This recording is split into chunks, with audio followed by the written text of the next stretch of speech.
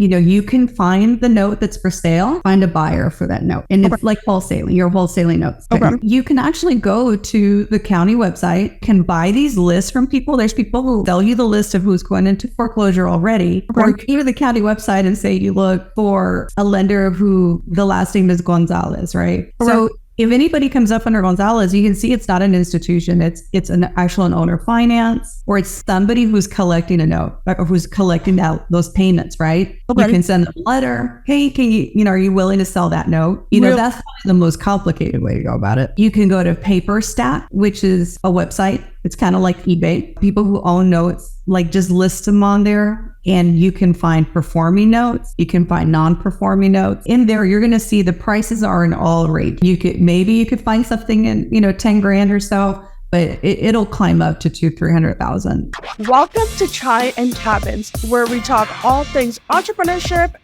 Today, I had a great chat with Wanda. My name is Rashmi, don't rush me, and it's my pleasure to welcome you onto this podcast. Hey guys, welcome back to another episode of Chai and Cabins. Today, I had a great chat with Wanda. She is a wealth of knowledge in the note investing space, and I knew nothing about notes investing, how to get started, or her burr experience. And she talks about all of that. But one of my favorite parts about this conversation, which is towards the end, is her talking about work-life balance and how you can make time for your family while still having all this passive income coming in from notes, how she bought her first deal that went wrong, and how she was able to save it, and then how she kept investing in her journey. I hope you guys enjoy. So Wanda, I'm really glad that I got to meet you a few weeks ago at the Invest Her Women's Meetup. It's something I've been attending and trying to make time for. We'll talk a little bit about that towards the end of the show. But I'm just really excited to have you on the podcast today. Thank you. I'm very flattered. I have a lot of information, but I'm not one to just force it on people. So I'm like, okay, I guess God's opening a door. I've been really interested about notes and note investing, personally. So this is a little bit selfish on my end, being like, hey, let's talk about this. And I know if I'm super curious, there's a lot of people out there who are really curious and are trying to figure out what they can do. So we'll talk about that too. But tell me a little bit about your portfolio. What does your portfolio look like right now? Okay, so 10 years ago we started, and I simply started with one rental house. I purchased a house. 3 years later, we got a second. I started going to some multifamily meetups to find out or just learn about multifamily. I really had no idea that anybody could purchase a multifamily, an apartment building, or that they're purchased in groups. I had no idea that that's how people do it. Right. And so I went to a few meetups, and then I went to a 2-day seminar thing up in Dallas, and it's a big group that you can join. You pay a lot of money for the mentoring, but I can see why it works because everything's built into that group. You can find the money, you can find the insurance, you can find the buildings, I can see why it would work if you hustle, right? Thankfully, we got invited into a multifamily deal, not being part of the group. So we invested in that. Once you invest in one, people just find out you're an investor in multifamily, and I started getting, emails from different people. Right. And there's a gentleman out of Austin, James Kandasamy, and he actually was another syndicator. So he invited us into a deal. So that was our fourth deal, which became, another multifamily passively. And so I really like the aspect of passive investing, as a busy person like we all are. I have 4 children. One is in college. I don't want to keep gaining more and more houses. I just didn't, at least for not right now. That's not our goal, is to keep buying buildings to maintain, because somebody has to maintain them, right? And then we ended up getting into notes. Okay. So how many deals do you have currently in passive investments? So I have 3. So right now my portfolio is 3 rentals, just family rentals, long-term. And then we are involved in 2 different multifamily deals, and it's over 800 units. Okay. With those 2 deals. Then we have money in a fund, and that fund purchases mortgage notes. Okay. Mm-hmm. And what are mortgage notes? Okay. So to me, when I first started real estate investing, I learned about it. It was okay, you can buy a loan. And it's such a weird concept because you either buy the building and you're like, are by stealing like the building? Like I did not understand the concept. But one thing is that when you purchase a home, you're purchasing the house, and the house is deeded to that borrower, right?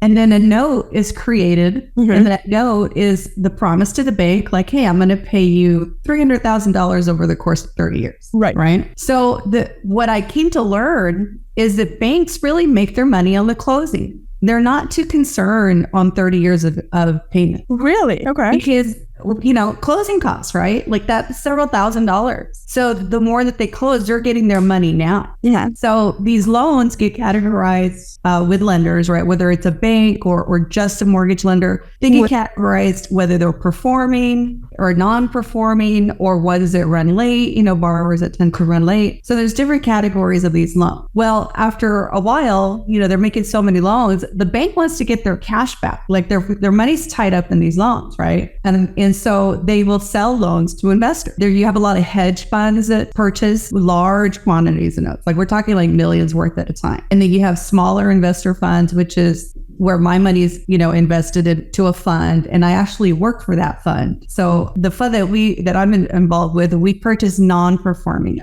So what that simply means is those borrowers stop paying. So it's really risky to purchase that because you're probably going to have to take that borrower to foreclosure. And so you purchase that note just a lot less money. In the old days, like 20 years ago, you could buy these notes for 10 cents on the dollar. Wow. Okay. So yeah. And so you talk about like, there was so much spread that even if you had to go through foreclosure, you would either get that borrower to start paying again, or you would just take the house, right? If they never worked with you, you take the house and then you would resell the house, and then, you just make your money back, tenfold. The objective for most investors in notes is not to take the houses, because you're buying notes all over the country, and you don't want to get stuck with an asset, 10 states away. So most of the time you're working with those borrowers to just do a modification, and you can start the clock again. You're like, let's start 30 years again, but we're going to do different terms this time. Let's see if we can lower the payment for you. Interest is normally a little bit higher because these are risky people to lend to. They stop paying for some reason, but at the same time, you're saving them from having a foreclosure on their record. Really? Okay. So say I'm just going to make up an arbitrary amount, right? Like I'm investing notes 101 over here, and say $5,000 or $10,000, right? What would you say are like the first steps? Like, would I have to go, I only want to buy notes in LA, and go to the county records office to find notes that are missing and find out eviction laws? Like what process do people usually go to? Or do I just come to you and go, here's $5,000, here's $10,000, find me a deal? So all of that, really. I mean, you can even go, I live in San Antonio, right? And so you can even go, I started kind of like as a broker before I took the mentorship that I did. I learned that, you can find the note that's for sale, and then you can find a buyer for that note. And it's like wholesaling, you're wholesaling notes. So you can actually go to the county website, and it's kind of random. You can buy these lists from people. There's people who sell you the list of who's going into foreclosure already. Or you can go to the county website and say you look for a lender who the last name is Gonzalez, right? So if anybody comes up under Gonzalez, you can see it's not an institution. It's an owner finance, or it's somebody who's collecting a note, or who's collecting out those payments, right? You can send them a letter. Hey, are you willing to sell that note? That's probably the most complicated way to go about it. You can go to PaperStack, which is a website. It's kind of like eBay. People who own notes, like, just list them on there, and you can find performing notes. You can find non-performing notes. It can be tied to houses, apartments, land. In there, you're going to see the prices are in all range. You could find something in 10 grand or so, but it'll climb up to 200,000-300,000 easily. It's up to you. It's just random. And then do you have to have cash to buy these notes, or can you then go get another loan? I feel like I know the answer, but I still want to ask. No, that is the one thing, that cash is king, that any lender is going to want to get paid out. And if you're, but again, if it's a non-performing loan and you're buying at 40 cents on the dollar, the balance on that loan that they're selling could be 100,000, but it's non-performing. So maybe you might be able to buy it for 50,000. Got it. Okay. You kind of have to look at it like you possibly, on average, may spend $3,000 to $5,000 on attorney fees, to get the foreclosure started, get these people to pay attention to you, and then hopefully you'll modify the loan. So you may spend $55,000, and then that loan is worth $100,000, and that's what you're going to end up getting paid on, right? That plus all the interest. Is that a typical spread that you see, or is it just all over? It's all over the place. Once you're known as a legitimate buyer, then you can start forming relationships like in any part of real estate. There's people out there selling, there's people out there buying. There's a lot of educators out there, and they have lists of loans that they want to sell. A lot of the educators they pool money from investors. And so they come up with like $1 million. And then they can go and buy a whole bunch more loans, right? Because the more loans that you buy at once, that price may come down. So say I want to buy, we'll pick San Antonio, right? And I want to buy a bunch of notes in there. Do you recommend I go study the market, like, in real estate, where you're like, if I want to buy in this area, I'll study like 3 zip codes in detail and kind of try to know, and I'll drive for dollars, or, I'll do all these things. Is that how it works, or is it a little bit different? The beauty of notes is you can do it all from your computer. You don't have to go drive around at all. Okay. You can order, say you're looking at, go to PaperStack. You find a loan that's in your price range, but what if it's in Houston? Right. Then you can get a realtor to go do a BPO, right? Which is the broker price. I can't remember what BPO.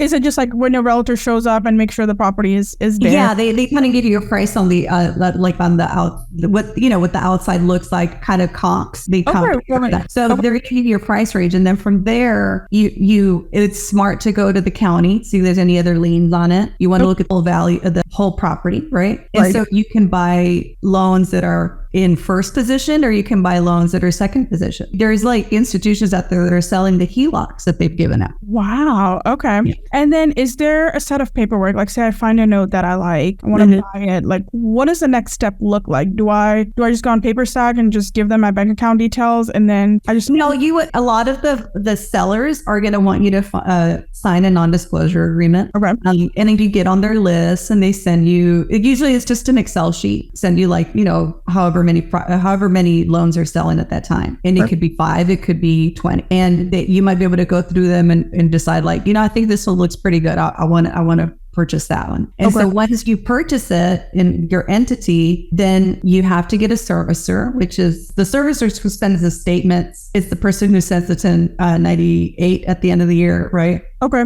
So at the beginning of the year, for tax purposes. Or money from a bank, I just get like monthly kind of statements. Right. So that servicer, there's companies all over the country forward that loan with them, and they'll take care of that work for you. So you're not even talking to the borrower yourself. Really? Okay. Yeah, your entity will send a letter, like you'll send a letter saying, because you still have to follow like RESPA and those TILA rules for lenders. And so you got to notify that borrower like, hey, your loan was purchased. This is now the new lender. And then they have to get the letter that's, who's the servicing the loan, because they need to know who to pay, right? That service is the one who's collecting your money, like collecting the loan money, and then they transfer it into your account. So these companies that are helping you service this loan, is it a monthly fee? Is it a percentage? How do you typically see them operate? So some of them are, you might board the loan with them, and they may charge you like $55. You have to set up an account with them. The accounts might be a couple of $100. Okay. But there's maybe a monthly fee anywhere from $15 to $30. If you buy a loan that happens to be in a very difficult state, like New York, that like you have to automatically pay $95 a month just so they can service the loan in New York. So every state has different rules. But if you're looking just locally, there's owner finance people all over, Central Texas, investors. And you can simply just know, if you know somebody who originated a loan, then you can just, ask him, hey, if you want to get, some of your cash back, maybe I'm interested in buying it. You make it sound so easy. I'm just like, I'm not ready to go buy a note. Now, I will say, the first note that I purchased was horrible. I didn't even know this. I purchased a loan in Allegheny County, Pennsylvania, which later on I found out was on the cover of People magazine as the worst hood in the nation. my gosh. Well, what made you want to buy out there? Like, what did the numbers just look good, or? Well, this was like through my mentoring group. You just kind of do it to learn the process, right? I bought it for $15,000. Okay. So the house I thought was worth about $50,000. Okay. Then realtor go by and give me the BPO, right, to the pricing what they thought it would be, and come to find out there was a tree growing out of the middle of the house.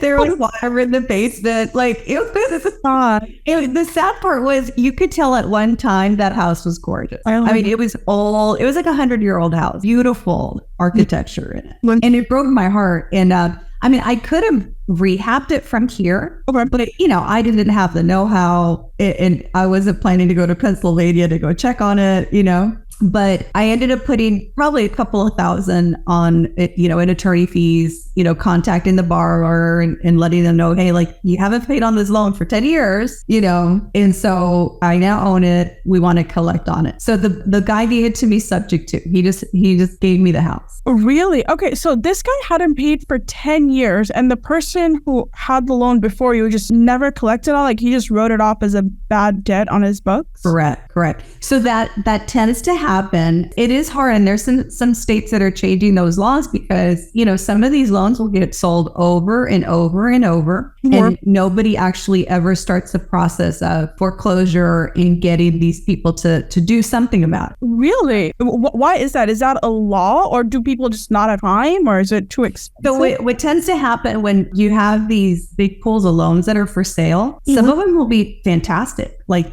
houses worth hundreds of thousands, and definitely like there's enough equity in there to pay back that loan, to give the incentive. Like they don't want to lose this house. Right. And if you have loans like the one I purchased, it was a worthless house, and they know it going in, like they know how to research this. And so they're like, well, you got it, but whoever's selling that pool of loans, they're like, you got to buy them. You can't just choose the good one.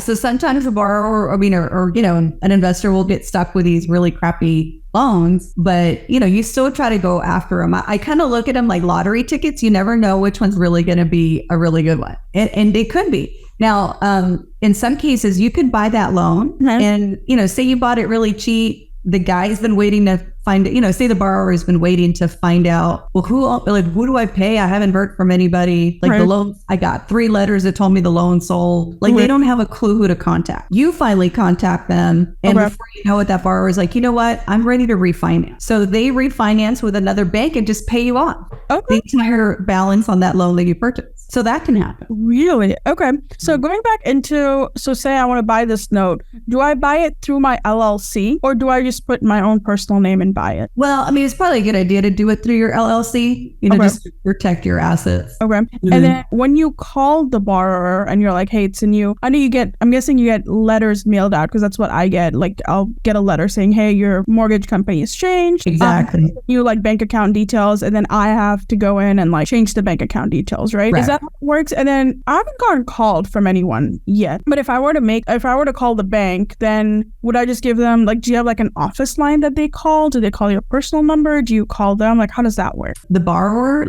because the loan sold? Correct. Yeah. They would call that servicing company that I was talking about. Oh, they call. Okay. So you never really directly talk to them. Right. They're your face. Gotcha. Okay. That's awesome. So I feel like I went off tangent. What happened to your property in Pennsylvania? Did you... that was horrible. I ended up selling it to thankfully, our local realtor was really sweet, and she kind of walked me by the hand, selling a house, on the other side of the country. And I sold the house for $5,000. So that really, really was not good. I love it. But that was your first deal, and things didn't go quite right. Yeah. What was your second deal like? So the second one, that one worked out better. I bought that loan for $26,000, and it was worth about $35,000 on the unpaid balance. Okay. I ended up getting about a year's worth of interest that they paid me. They started paying me, and I made about another $1,000. And then they ended up finally refinancing. And so, usually when you buy these loans, the interest is a little higher. So people will choose to refinance and just pay you out. So saying all that, I bought it for $26,000. I sold it, or I got paid off $36,000. Okay. So I made about a 30% return on that. over 2 years. Wow. Okay. Those are some decent numbers. Yeah. How do you, once you like the numbers, do you then go do a little bit of a deep dive on the area? Because I know you buy all over the country, right? So you go, okay, like this note looks pretty good. Do they give you like the home address? Like is it like? Oh yeah. If you go through Paper Stack, you're going to get details, a copy of the mortgage, a copy of the note, if they have a title, for the property. Like there's a lot of due diligence that you should do, in advance. So you should learn, what to look for. Right. And, so you can find out as much as you can. You're not going to go make a purchase blindly. I did with that first note because I didn't know the process.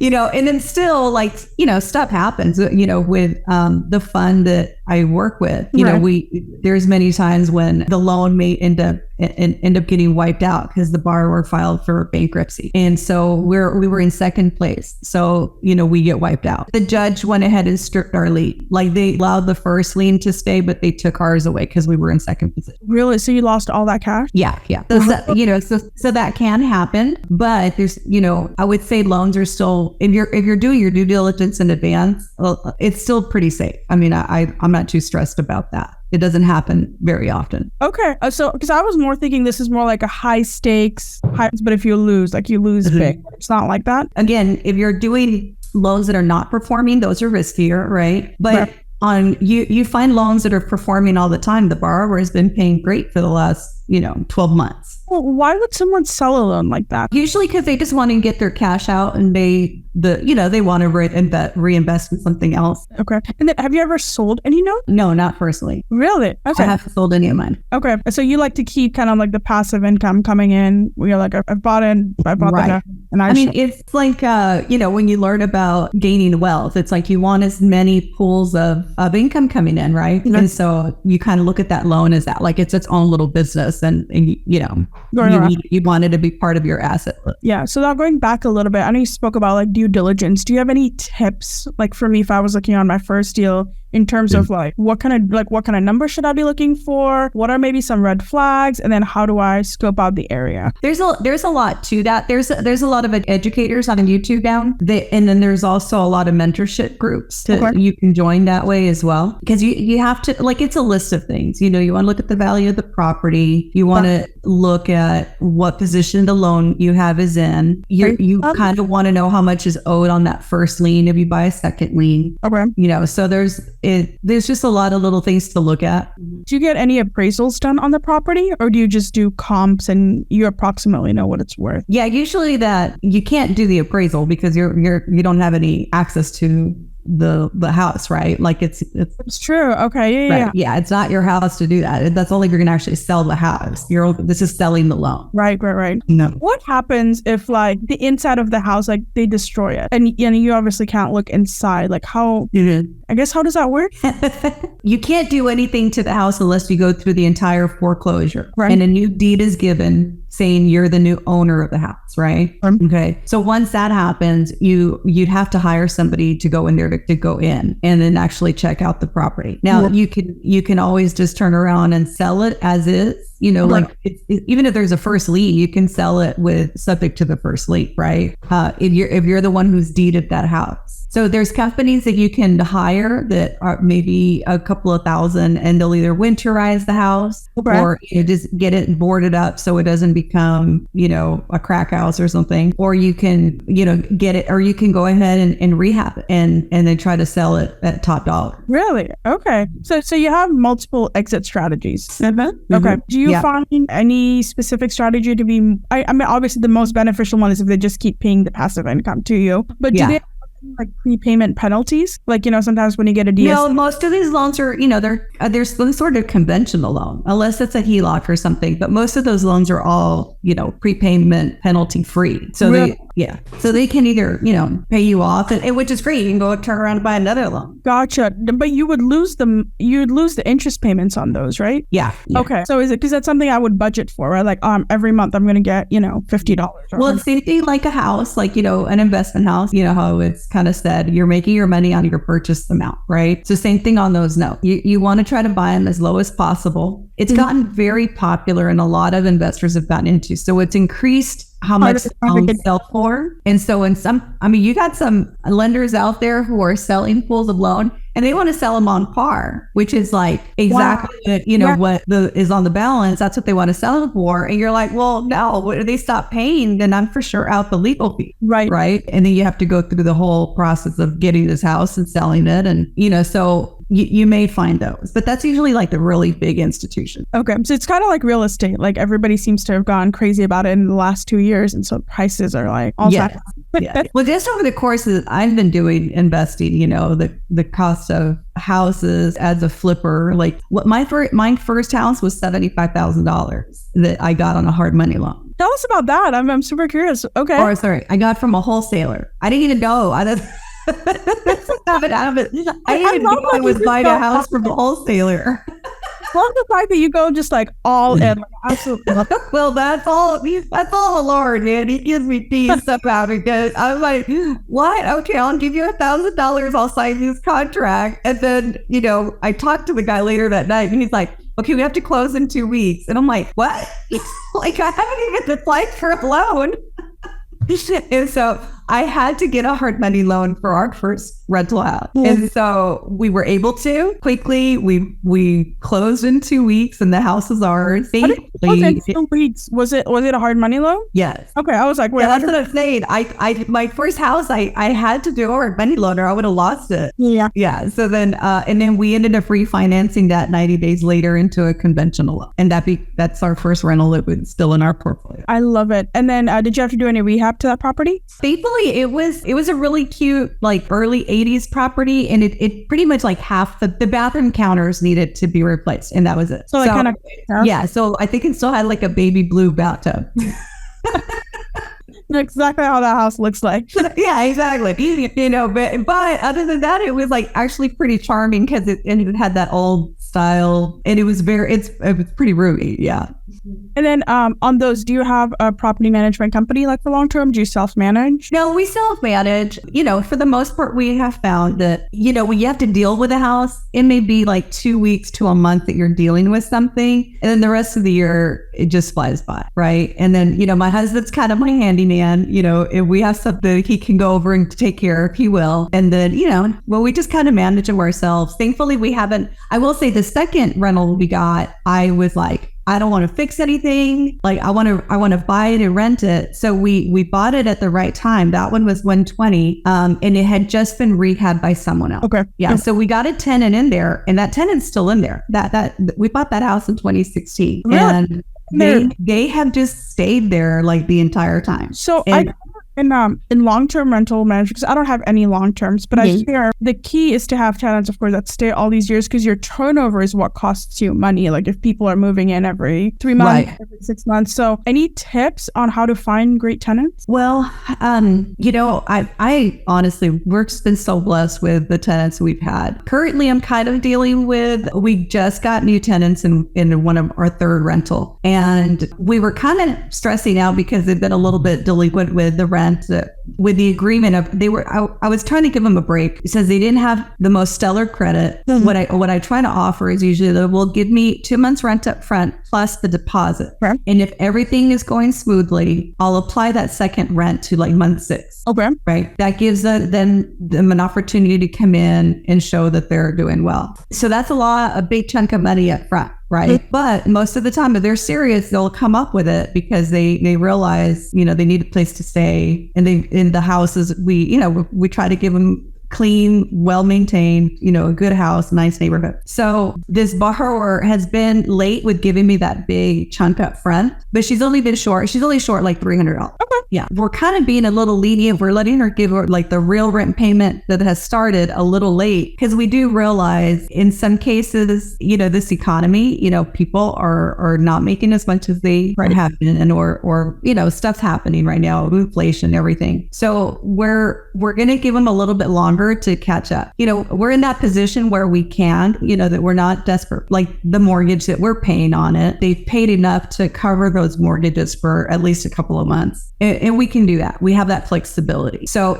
hopefully it won't get to the point where I have to evict anybody, but this is kind of the first time we've had to deal with this. Everybody else has just been, good. Of course, if they have any complaints, we get in there quick. We try to fix what we can. That second house that we purchased, and that those tenants have been in there since 2016. Now, like they needed like a new sliding door, things like that. Like the house still it wasn't rehabbed perfectly. Right. But at least we know that there's people in there. There's income coming into that house and it cash flows. So we have been doing improvements to that house still, but it's gaining appreciation, right? Gotcha. So, when you buy a rental house, when you're kind of doing your personal net worth kind of sheet, because I'm big on doing that. Obviously, the rental properties are considered assets, right? Right. How does that work for note investing? Like, is the note considered an asset in your portfolio, or is it a liability? No, it's considered an asset because it's bringing in cash. I mean, in some cases, I haven't done it myself, but I know some investors that actually borrowed against those notes. That was my next question.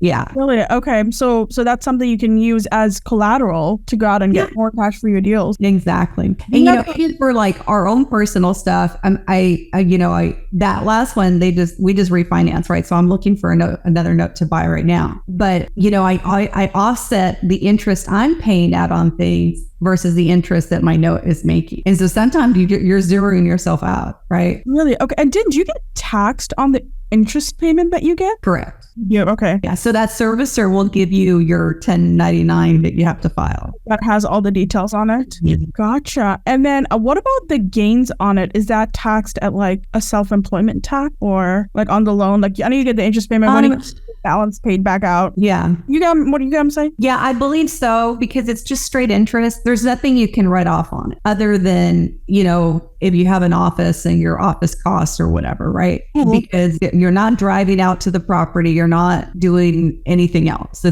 You're just own the loan. You don't own the house. So there's no write-offs on it other than maybe your servicing fees that you pay that company. That's about it. Got it. Okay. And then do you find these deals to make, typically if we were buying a smaller deal, like, in the 10,000 to the 30,000 range, typically on average, what do you see being the monthly profit, I guess, that you see or an annual profit basis? I know the one that I purchased. So I purchased it for 26,000, right? Mm-hmm. It was worth 32,000. Okay. And the interest on it was almost 8%. Wow. Okay. Yeah. So, the payment I was receiving was going to be about $300 a month. Okay. Which it ended up being maybe 200 of that was interest payment. Wow. Yeah. That's awesome. That's better than a lot of deals I've seen out there.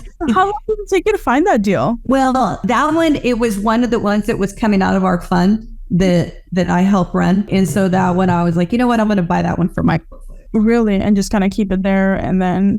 Yeah. So thankfully, the position I'm at, I kind of have first dibs on some of our loans. I love it. Tell us a little bit about your fund. Well, I didn't start it. It's called Paper Profits. And so it started off with purchasing non-performing loans. And then we started a second fund that was for only performing loans. And that one was if you as an investor, you could come in, invest $50,000, and then you made like 8.5% over the year, per year. Okay. Yeah, that was it was just like an income fund for you, right? You get distributions 4 times a year. Okay. And then we're starting to branch out because this niche has gotten so popular with buying loans. They're harder to find. So we're actually branching out now and looking at doing some sort of mixed use multifamily stuff with the investor mag. Really? Okay. So you won't be buying notes anymore? You'll be if we come across a great pool of notes, we'll purchase them quickly. Yeah. Right. But like I said, they're getting harder to find.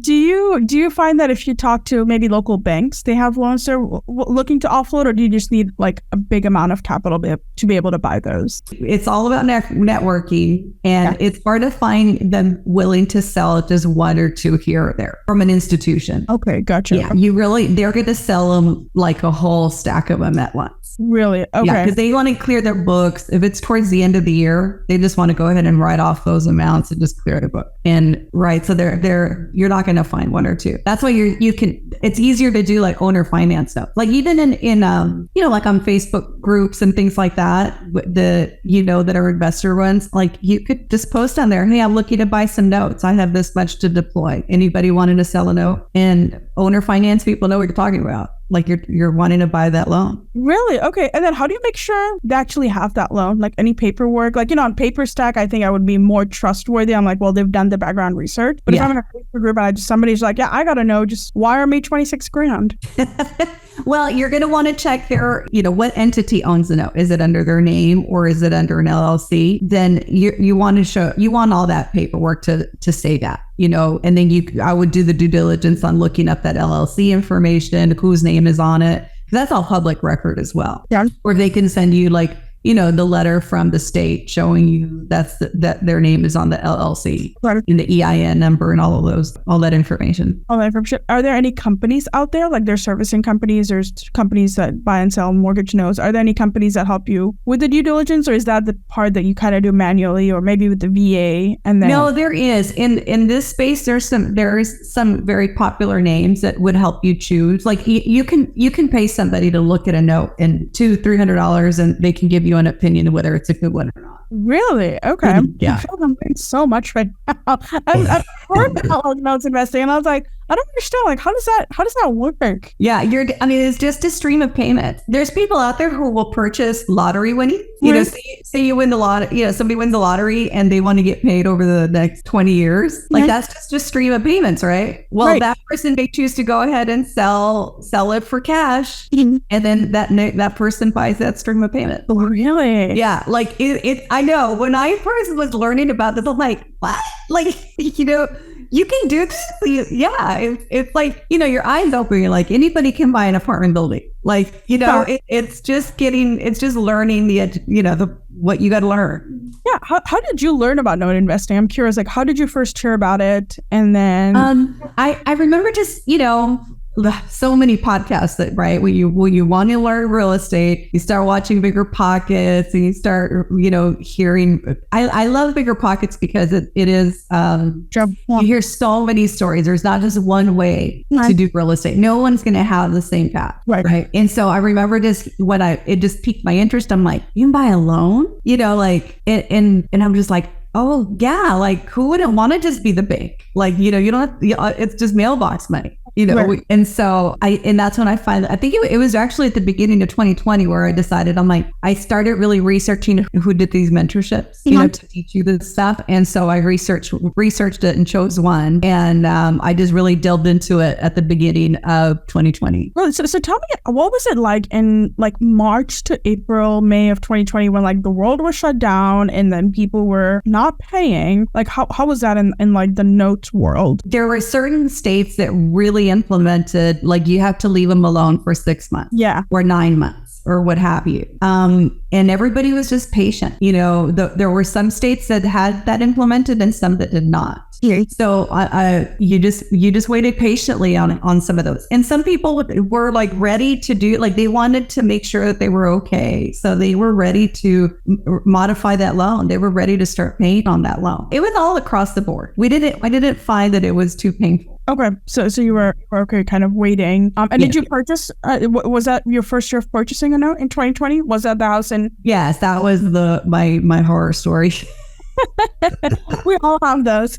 It's part of the journey. I feel like so many people give up at that specific. They're like, this didn't work out. I'm freaking out. I'm never gonna do this again. Yeah. But the first deal is always tough. Like you just don't know. My first rehab, I projected it to take 2 months. Ended up taking 8 months. Double budget. Oh. It's like, it's painful. You're like, yeah, you're just like, I'm like, and you literally like watch your bank account like just like dwindle down, and you're just like, what am I doing? And then right after that, I was like, I'm not gonna let this stop. And then right after that, we went out and bought like 4 other properties. But yeah, that's momentum right there. I will have to say, like, I look at people like you who would do 4 at a time, right? And I was never like that. And that's what I'm saying. Everyone's story is different. Mine has always been as low stress as possible. What can I do without like throwing our schedule in an upheaval. You know, we're very plugged into our church and where we serve. And my husband's a teacher, and we do senior trips with the students. And I mean, I have a very busy life outside of investing. And so I've always been like, okay, as it comes, opportunities, I'm like, does this fit? Okay. Like, I've never been like that hustler to make it all happen. We just keep moving forward. And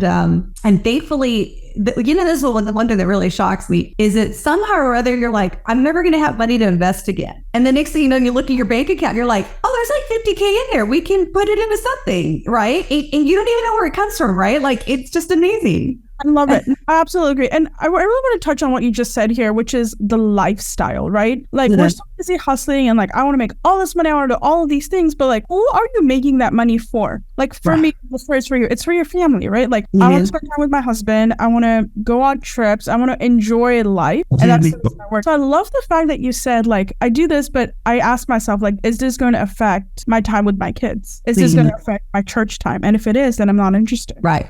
And having that, there's no such thing as work-life balance. Like, you know, sometimes it's busy, sometimes it's not. But having conscious time maybe on your calendar, like, you know, I have a business partner who, like, after 5 p.m., they're like, unless something's really burning down, like, it's time. Like, I take my kids to soccer practice from 5 to 7. And I'm like, I love that. I work the best 5 to 7, but a lot of parents don't. I'm like, you're doing this for your kids. Like, why would you? Right. It can overconsume you, you know, just the learning, just the education, just like, okay, what else can I learn? What else can I look at? What, you know, you're just research.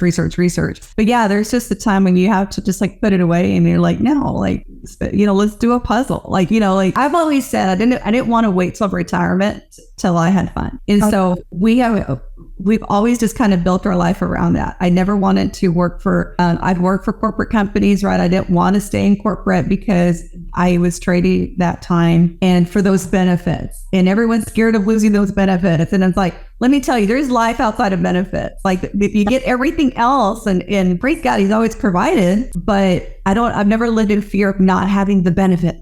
You know, I think as women, we have a tendency to take on more weight, right? Like, we've got to do all this investing, got to have our jobs, we got to watch the kids, got to make dinner. Like, there's so much to do that we take on our plate, right? So being conscious about, like, I'm going to do this, but I'm also going to spend time and I'm going to have fun and relax and breathe once in a while. Yeah. You know, it's funny. I was just thinking, I get together with my friends real regularly, you know, and have girl time and, you know, we'll do stuff. But I was just looking at my schedule and I'm like, you know what? I want to have that scheduled like once a month or, you know, however many, like, and then just look forward to that, to know that that's always there. Just having that time with your girlfriends and just being in fellowship with them and, you know, hanging out.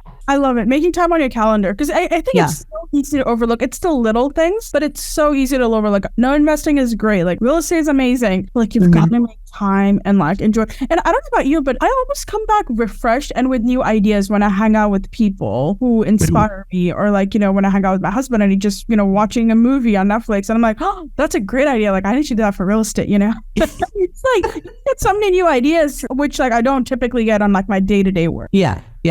You know, it's kind of funny though. I gotta say, I don't really, with our friends that are close to us, we hang out with us like couples. Like, I don't really talk real estate with them too much, but when I have certain girlfriends that are very business minded as I am, and we can talk for hours, you know, and I catch up with them, and they don't live in my same town, but you know, I know like, hey, I got this going on, and I like, you know, tell them what the new deal is, and they get excited for me and vice versa. And so I love the Invest for meetup now. Like, I hadn't been to a meetup in several years, probably because of COVID. But last August, I started doing the Investor, you know, which is all female. And it's just been really encouraging. And those gals have become, you know, friends to me now. And with just in this instance of where I may have to evict my tenant, like, I knew who to call. I'm like, have you ever gone through this? Like, yeah, I've never had to in 10 years. And so thankfully I had, you know, their expertise to glean from. But I can't encourage enough meetups. Like, go to meetups,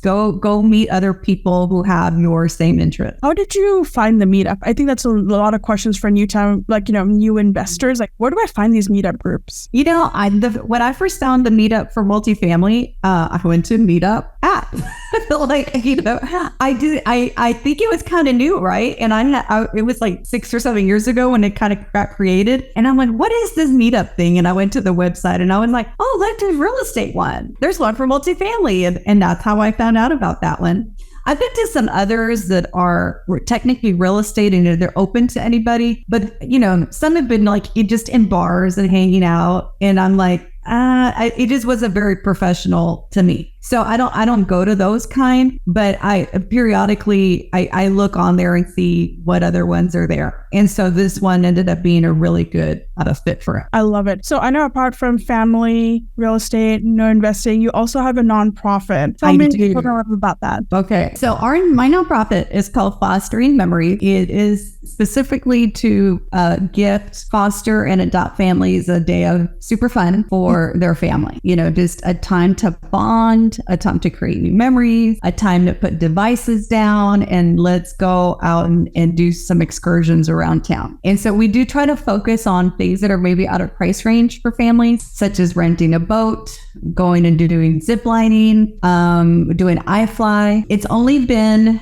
about 9 months or so since we created the nonprofit. So we're still in our very early stages, or we've always tried with our kids to go out and do fun things, right? And vacations and again, right? Living like intentionally purposeful lives and giving my kids great memories. I never did that as a kid. My mom never took us out. She was a single mom from Mexico. And so I don't have many memories at all. I have one where she took me and my girlfriend to the beach, and I was probably like, I think I was 14. And we went to South Padre Island because I'm from McAllen, South Texas, right? We went to South Padre Island, and I'm waiting there, and it's like, we're having a good day. It's like 10 o'clock at night. And I'm like, Mom, when are we going to go to the hotel? And she's like, we're going to sleep in the car tonight. And I was like, what? And so I was so embarrassed and I was so disappointed, right? Because I'd really thought this was going to be like a real vacation. And, that's the kind of memories I had, just nothing real intentional for the family. And so with our kids, we've always tried to do vacations and such and whatever we could afford at the time. We've rented boats before, everybody wants the life where they own a boat. But you know what? You don't have to own the boat to have that life. Go and rent one. And I promise you won't regret it because it'll be so fun for your family. And less maintenance. And less maintenance. Yeah. You don't have to worry about taking it down there. It's like, it's a little bit on the high price point, as far as a rental, right? But, you're not going to do that every weekend. Do it once or twice a summer and you'll see how awesome it is. So anyway, we adopted 2 boys 5 years ago. And it is very hard. It is very hard to adopt children. It's hard to bond with your own children, much less bonding with kids in foster care. And so we have found that when we go out and do activities, everyone's mind is on the fun. And no one's worried about who's washing dishes that night. No one's worried about getting the homework done that night. The focus is let's have a good time. So that's one of the reasons we started the nonprofit because, we're trying to help other families improve their situation with their kids. And so we're trying to do those big ticket items that they normally wouldn't be able to price or even have the energy to plan or the creativity to plan it. Right? Because you're always thinking, oh, that's out of the price range. We're not going to worry about that. Or say it's elderly people who are raising grandkids.